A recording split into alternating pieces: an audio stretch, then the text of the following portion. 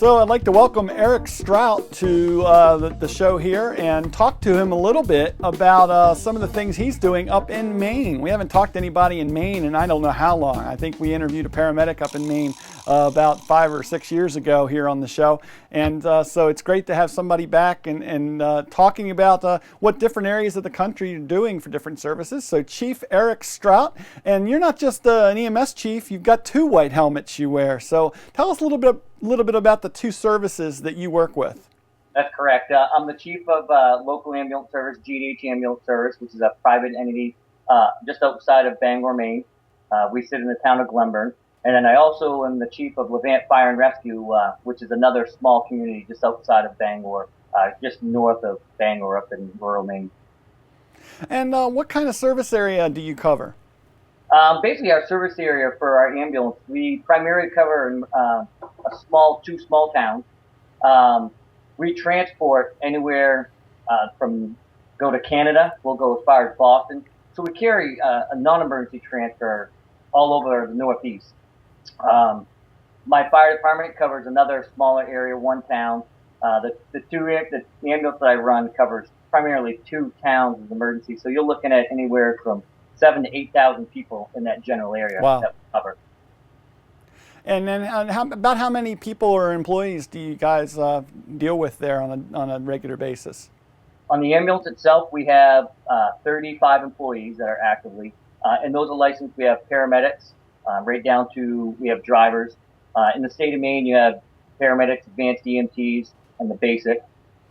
So primarily the ambulance is the biggest use of EMS manager. We have our employees who's a scheduling site. Okay. The fire department, we have roughly, I have 25 active members that use the site as well on the fire manager side.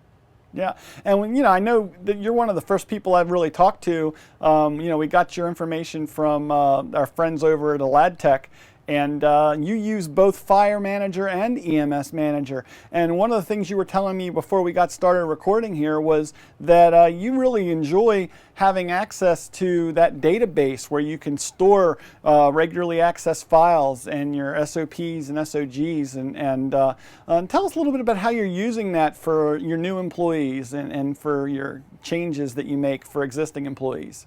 Yeah, that's correct, Jamie. So one of the things with being a new chief on a new department in Levant, having all these new employees that I have to interact with, I have to get policy procedures. I want to make sure they're aware of it.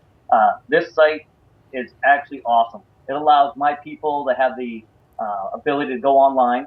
They can access it from home. They can access it at their leisure at the station to review policies, procedures. We have it in place also with my ambulance, and I've had it, I think, for 4 years. I've used this program that as I bring new hires on board, or the nice thing is that if I update an SOP, it used to be you have to write it, goes in this big binder that you have to have people review. Now I can quickly post it online. The next day I can have it to all my employees so they're aware of a policy.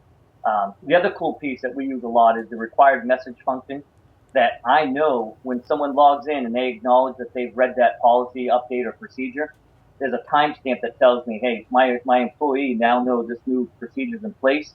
And they can't go back and say, geez, chief, I didn't know about this happening, but it's timestamped that they were notified of this change in a policy or procedure. So it's really cool to have that.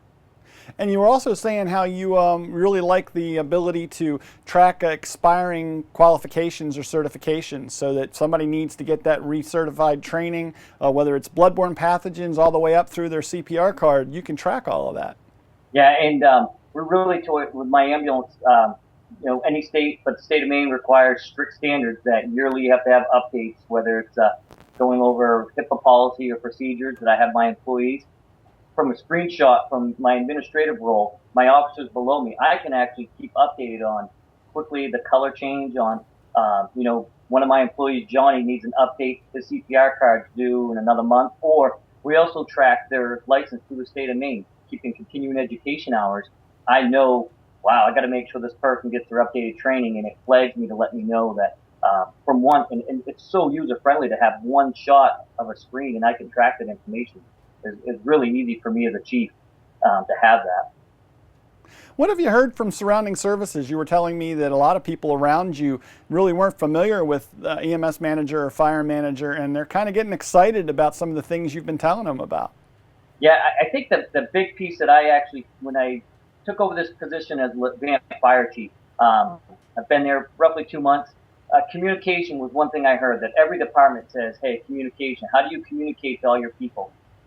People are tech savvy now, cell phones. So the area departments are asking me, how do you keep notifications to all your people through email or text messaging?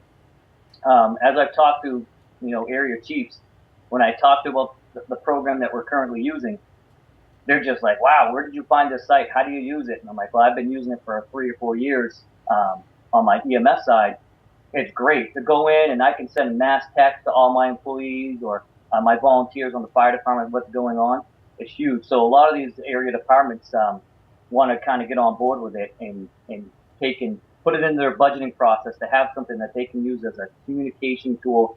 And with any department, you can build up morale to keep in communication. It's the number one thing that people say, I didn't know or I wasn't told about this. So this is a great tool to use to keep that going.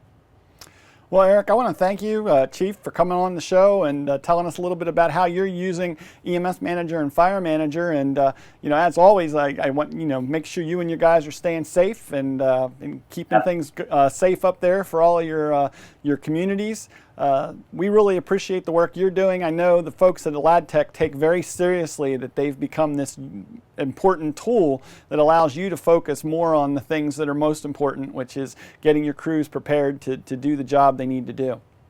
And I think you nailed it best. The time that I save by having this tool at my leisure, I can put my energy as a chief into the things that are really important. So yeah, you're right. It's a great tool. Thank you for the opportunity to talk with you, Jamie. I appreciate it. It's great to have you on.